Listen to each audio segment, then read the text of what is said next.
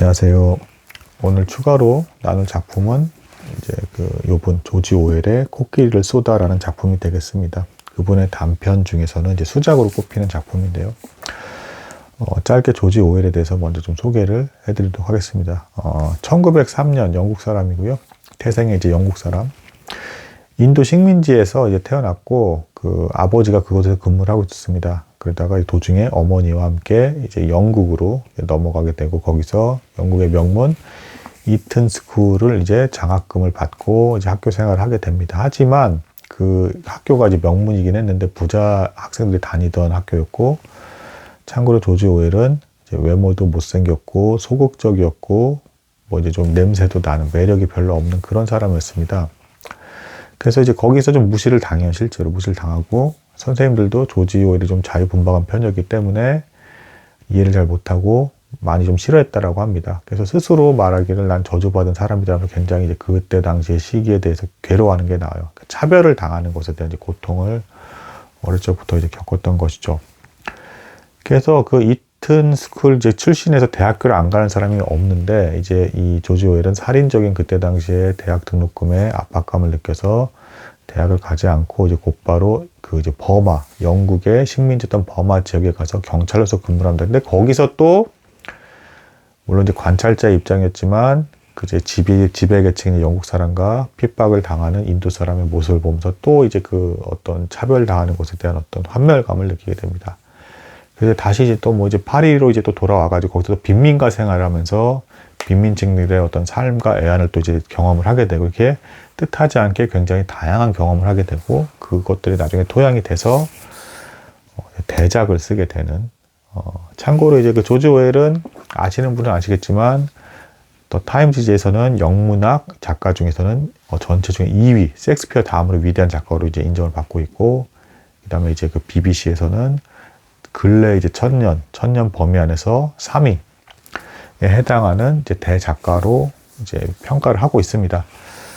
그 종군 기자 생활도 이제 하신 분이신데요. 다양한 경험을 하신 거죠. 근데 이분의 필체가 막 엄청나게 아름답다라고 말할 수는 없지만 굉장히 촌철살인의 어떤 문장을 남기셨고, 실제로 본인도 이제 정확한 문장을 쓰기를 원했다라고 그렇게 말씀하셨습니다. 그러니까 문장의 아름다움보다는 이제 정확한 문장. 그리고 주로 쓴 작품들은 정치 풍자 소설을 썼는데 그 비유가 너무 적나라하고 미래를 예언하는 것 같은 내용이기 때문에 다들 충격이었다. 동물 농장은 이제 소련을 이제 너무 이제 비유를 너무 정확하게 잘했던 거고, 1984가 이제 굉장한 또 이제 수작인데 지금 봐도 미래를 예언한 것 같은, 이제 이 조지 오웰이 살았던 시대에는 이 사람이 공산주의도 받고 사회주의와 이제 파시스트라든가 이제 나치도 다 봤죠, 이분이. 근데 이제 그거를 넘어서는 엄청난 미래 통제사에 대한 묘사를 하게 1984입니다. 지금 봐도 미래사회 같아요, 마치. 그래서 너무 상상력이 뛰어나게 그 사회상을 묘사하고 있다. 나중에 그건 나누겠습니다. 하지만 이제 1984 같은 경우는 너무 암울해요. 우울하고. 그 이유가 아내가 죽은 지 얼마 안 됐기 때문에, 아내가 죽은 지 1년 뒤에 쓴 작품이기 때문에, 본인 스스로도 아예 대놓고 얘기했습니다.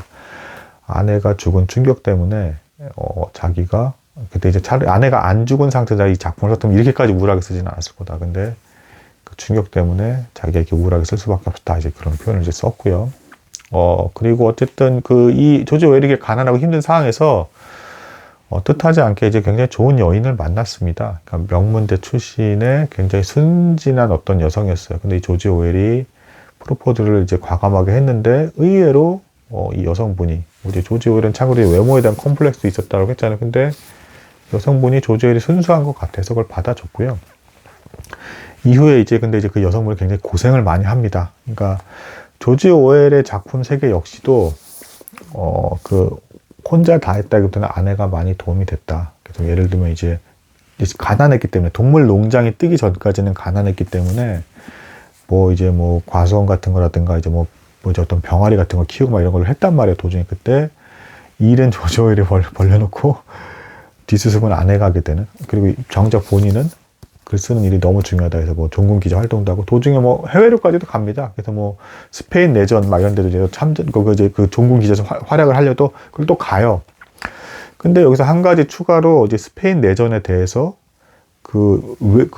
이제 뭐라고 해야 되나, 그 어니스트 허밍웨이나 이런 사람이나 스페인 전쟁은 자국 전쟁이 아니잖아요. 근데 많은 그때 당시 지성들이 그 스페인 내전을 다 참가를 했어요. 젊은 시절에. 왜 그랬는지에 대해서 좀 이제 설명을 해드리자면, 부유층 계층을 대변하는 이제 그 독재자 이제 프랑코 이 정부랑, 그리고 이거를 반대하는 시민들의 어떤 충돌이 일어난 거예요. 그러니까 이걸 보고 해외 이제 많은 지식인들이, 아, 독재 정권이 저렇게 출몰을 할 때 민중들이 살아있으면 저항할 수가 있는 거구나라고 하면서 어떤 사회의 정의가 이루어질 수 있겠다라는 희망을 갖고 이런 사람들이 그 스페인 내전을 굉장히 중요하게 다루면서 다 찾아간 겁니다. 그래서 뭐 심지어는 뭐 어니스트 허밍웨이도 누구를 위하여 종을 울리는가라는 어떤 그 대작을 남긴 거잖아요. 그 배경을 통해서. 그래서 정의가 살아있을 수 있다.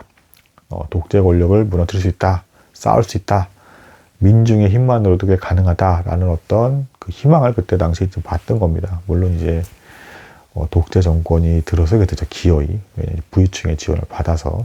그럼 어떤 좀 이제 그 배경이 있다. 그리고 참고로 이제 아내가 그래서 이제 어떤 무리를 하게 되고 또 이 사람이 종군 기자 활동을 할 때 목에 총을 맞아요. 그 치명적인 부상이죠. 그래서 자국으로 돌아와야 되는데 그것조차도 또 아내가 힘들게 돈도 없는데 그거 이제 힘들게 쥐어짜가지고 다 빌려해가지고 와가지고 이 남편을 챙겨서 데리고 옵니다.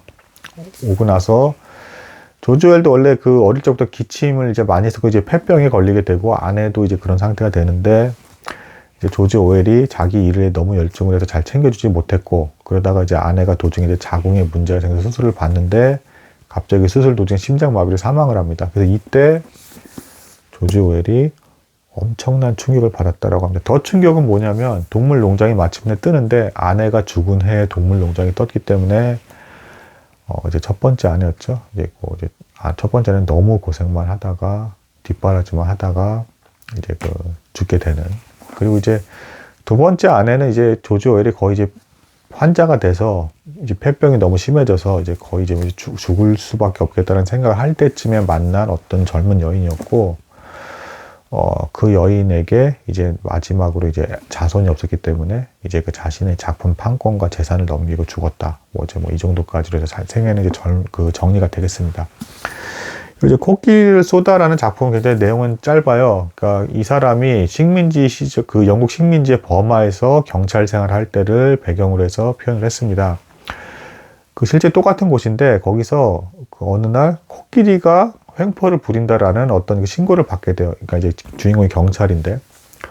그러니까 당연히 코끼리가 횡포를 부리면 이제 총을 들고 가야겠죠. 이제 큰 엽총을 들고 가는데 원래는 이 엽총을 들고 갈 때는 코끼리를 죽일 생각이 없어요. 이제 가서 만약에 코끼리가 진정이 돼서 흥분을 멈추고 이제 사람도 이제 한 명 이제 짓밟아서 죽이고 이제 난리가 났는데 뭐 차도 뒤엎고 막 이제 난리가 났는데 이제 사람이 이제 조련했던 그 코끼리가 어떤 일이 있었는지 분노가 폭발하게 행패를 이제 막 난리를 치고 있었는데 이 경찰관이 엽총을 들고 이제 가니까 죽일 생각이 없었는데 막상 사람들은 그때 이제 코끼리가 난동 부린 걸 다 이제 많이 목격을 하고 있었고 백인 경찰이 이 엽총을 들고 가니까 다 쳐다보더라. 왜요? 기어이 쏘겠지. 저 코끼리를 진정시켜서 결국 죽이겠지.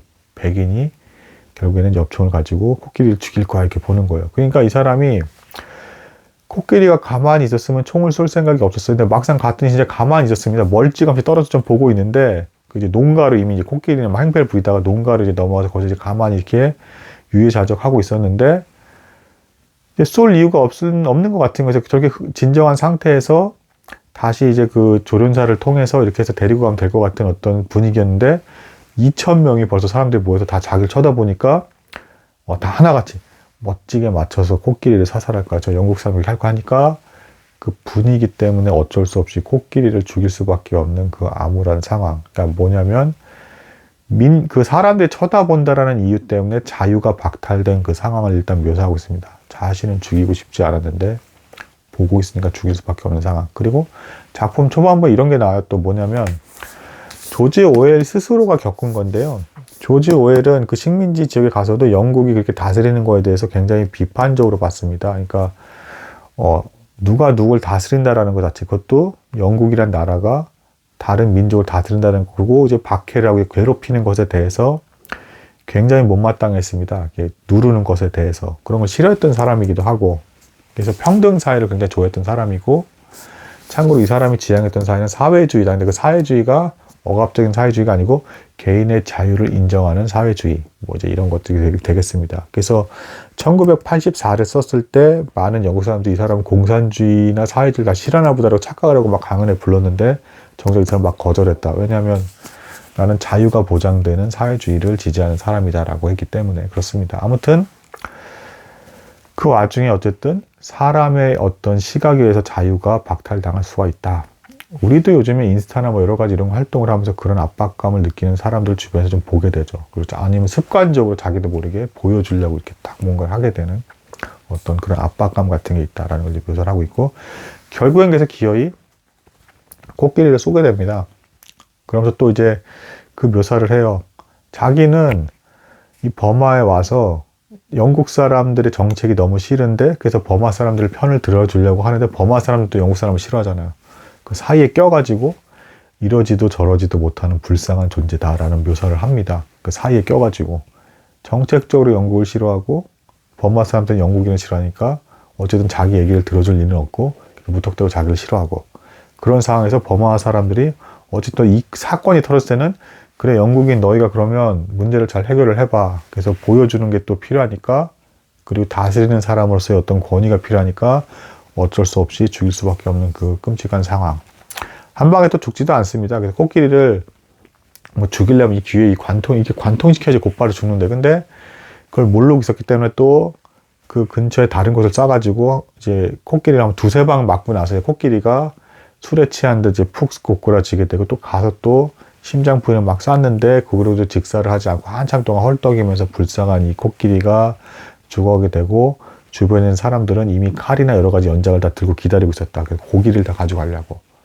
이제 뭐 그런 이제 잔혹한 상황들. 그리고 그 이후의 평가에 대해서 사람도 죽고 코끼리도 죽었는데 이거에 대해서 다 돈으로 다 계산을 하더라. 그러니까 이제 그 조련사는 아니 왜 죽였느냐. 내가 다시 하면 이제 폐위해서 데려가서 줬는데, 그리고 영국 사람들 중에도 코끼리가 더 비싸다 사람보다. 그래서 이제 그 기껏 인도인 죽인 거 그게 뭐 노예나 다름없는데 그게 얼마나 인도인 값도 얼마 안 나간다면서 코끼리를 살리지 그랬냐고 이렇게 비판하는 또 사람도 있고, 또 어떤 사람은 그래도 영국인의 용맹함을 보여줬다 뭐 어쩌죠 막 얘기하는 사람이 있었지만, 결론은 이제 그 경찰관은 내가 조롱당하고 무시당하고 싶지 않아서 단지 그 이유 때문에 코끼리를 죽였다 라고 하는 그 허무한, 근데 그걸 아는 사람은 아무도 없다 라고 하는 그 허무한 어떤 그 결말을 내면서 우리에게 경각심을 주는 날카로운 필체의 어떤 그 작품이 되겠습니다.